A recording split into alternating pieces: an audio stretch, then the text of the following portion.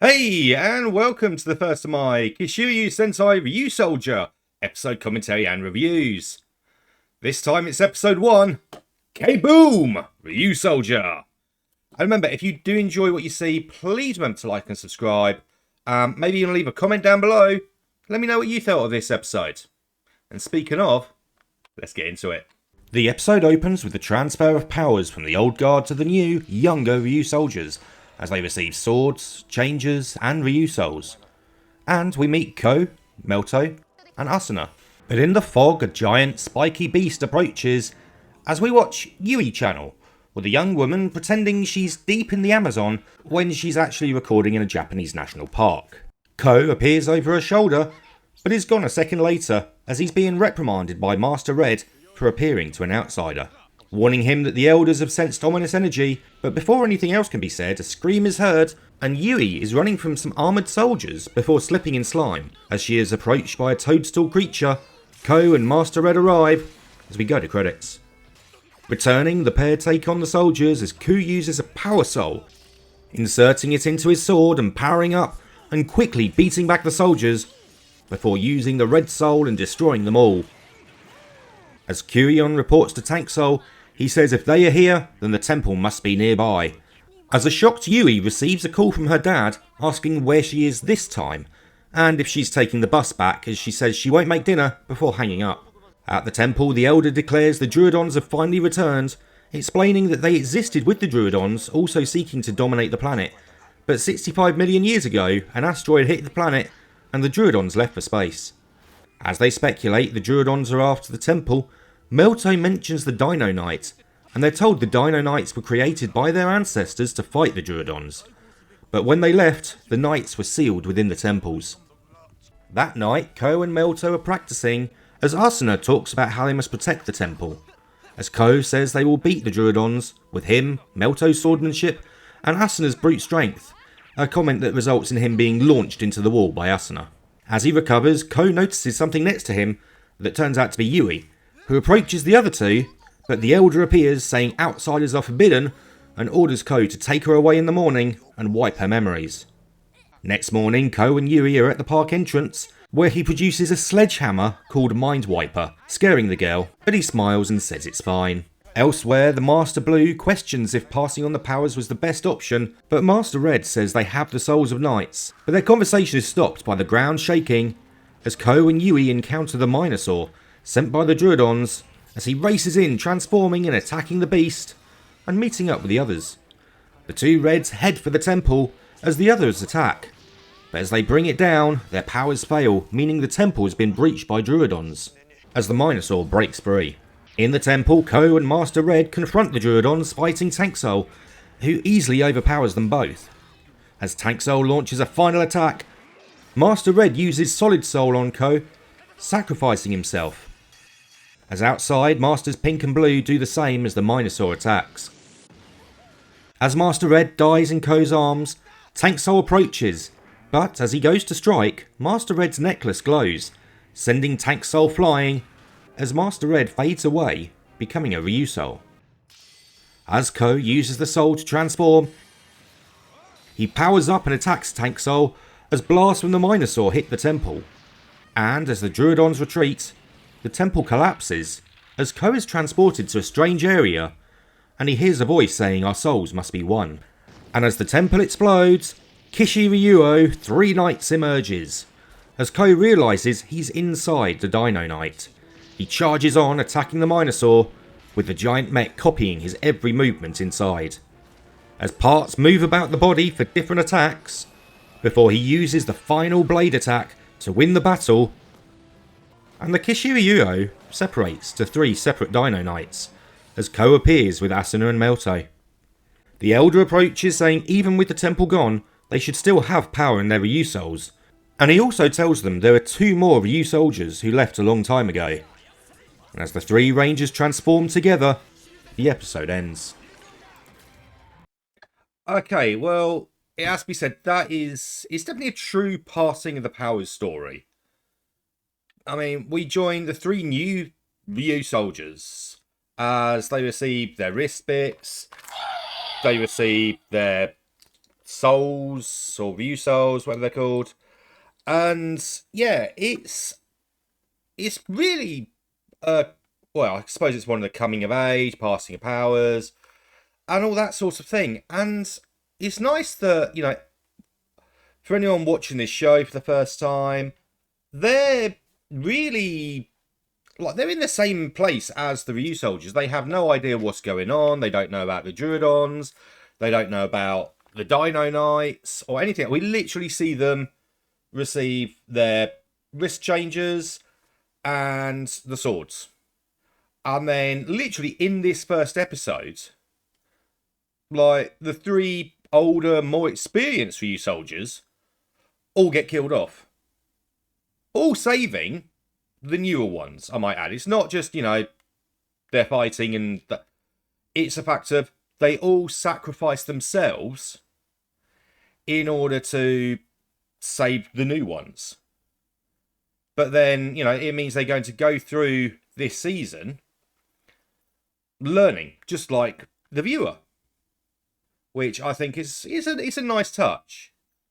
It's a nice touch. One thing I can't really make up my mind about, based on this episode, is Yui. She's obviously... I mean, I understand it, These sort of ones where the Rangers are from a civilization that's sort of cut off, like the Angels from Goseija, or Gingaman, where they come from obviously that village. They need a link to modern world. And obviously for Gingaman you had the little kid and his dad. For Goseija you also had the little kid and his dad. We probably had that a whole bunch of times. But with Yui, I get it's her, and I think it was like her dad or grandpa, whoever it was that called her, who obviously they have some dinosaur link. But based off the... Because it's been so long since I've seen any of the rest of it, I have to base it on just this episode. And yeah... I can't say I'm a fan of her based on this episode, and I can't remember how she develops throughout, so... Yeah. She's kind of... I mean, she's going through what is quite obviously a Japanese forest, because it looks like any other forest. It does not, however, look anything like the Amazon rainforest. Yet she's pretending she's there, and apparently she's pretending to be so many different places, except for Egypt and... well... the Amazon. And I guess she can't just go to the beach and pretend she's on the banks of the Nile or something. I don't know. The final henshin and roll call was like beautiful, absolutely beautiful. So obviously, they take... I fold it up. They got their souls. They flick them open. They put them in. Okay, boom. And then spin it round. You've got all the rest of it. I don't know if you can hear much of this. I have to keep talking because of the audio filter. But what I absolutely love is before they spin it round, you've got the hussay, ha, ha, ha. And it's these little knights, like these little guys, that are dancing around them. And I love that. I absolutely love that when they're like, hussay, ha, ha, ha. I love that. It's just a little bit of CGI over the top. But I love it. I love that little touch. And I can't think of any other show out of Sentai where they've done that. It's unique. And I like it. I really do like it. The Dino Knight mecha. It's cool. When I first saw it, I have to be honest, I didn't think much of it. Super Sentai Lego. That's what I thought. I literally just thought it's Sentai Lego. But the way it's used in this is so cool. So, like that part moving on to the knee, you've got the drill moving on to... Pieces move about in the fight. And then, of course, for the toy itself, it's like, it's completely down to the imagination of the kid playing with it. Or the collector displaying it. So, yeah, I love it.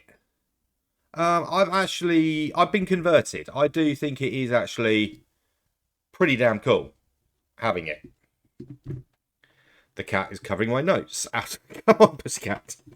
Come on. Come here. But yeah, the cat was covering my notes there. But yeah, I wasn't keen on the Lego gimmick at first, but yeah, it definitely grew on me, like, as I watched it. And I have to say, shout out to Fun of Japanese Make on eBay. They are actually who I got my Kishuyo Five Nights from. I also got my... I actually got some, like, 5 keys and one of the power-up keys from them. I also got the Q&O. And with the Q&O... Cat's knocking things off. I even got a Sentai-themed gacha, which is pretty cool. It's the Cerberus Q&O. Q-Ranger Mecha, which, again... I just love the fact that I got a little thing. You know, they didn't have to send anything extra in it. They did.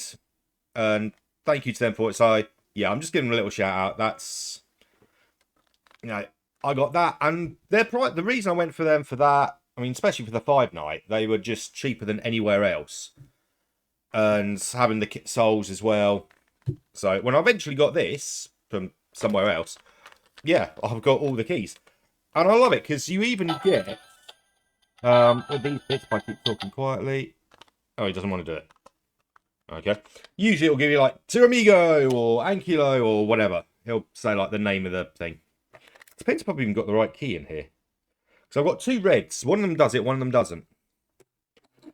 Because one of the reds is from, like, the Morpher. The wrist changer. Alright. I suffered for this video. Because I also had to try and watch... So, footage from this episode was used in 4 separate episodes. Destination Dino Henge, Sporix Unleashed, Lost Signal, and New Recruits. And I watched them at double speed. It was difficult. And they seem to use a lot of their own stuff. There was some very CG looking scenes with the dinosaurs, which I don't remember seeing. Maybe if I carried on with this series, I might find them. But yeah, just, I don't know if they added their own dinosaurs, like with some cheap CGI or whatever. There were a few bits where it's like, okay, yeah, I recognise that footage. And other bits I didn't particularly recognise. Yeah, it's... I can't say I think much of Dino Fury. Because obviously with Ranger, I was just saying what I remembered because I was still new to this. Ranger, I've actually been going in and deliberately checking like the episodes and the footage, and I'm able to say with relative confidence when they've used new stuff, when they've used old stuff. Dino Fury just feels like a mess if you're coming to it straight from Sentai. I did try, like a few years ago, I did try watching it when I was watching Ryusoulger by myself. I couldn't even make it through the first episode, so I've done more for you guys. And I still can't tell what's from where, where's from what, or anything else, because everything is so chopped up and everything else. I'm sure maybe further in the season, they might have just taken single episodes at a time. Like I say, stuff from this episode was used in about 4 different episodes, so... But yeah, I suffered for you guys. So we got stuff like Cleon and Kishuyu, two amigos debut. In the thing, we got Tank Joe's debut. We got the Three Knights and the extra bits. First appearances. Again, like I say, it really felt like they just added some cheap CGI of their own to bulk out the mecha battle. And I'm not even sure where that one came from when they finally did it on like the third or fourth episode. They had their first Megazord fight, and yeah, that was just weird. But you know, it is what it is. So yeah, that's my thoughts on Ryusoulger. And yeah, obviously, I don't know which series I'm carrying on with at the moment. It could be Kira Major, King Oja, this one, Jetman. Who knows at the moment? I'll see you then.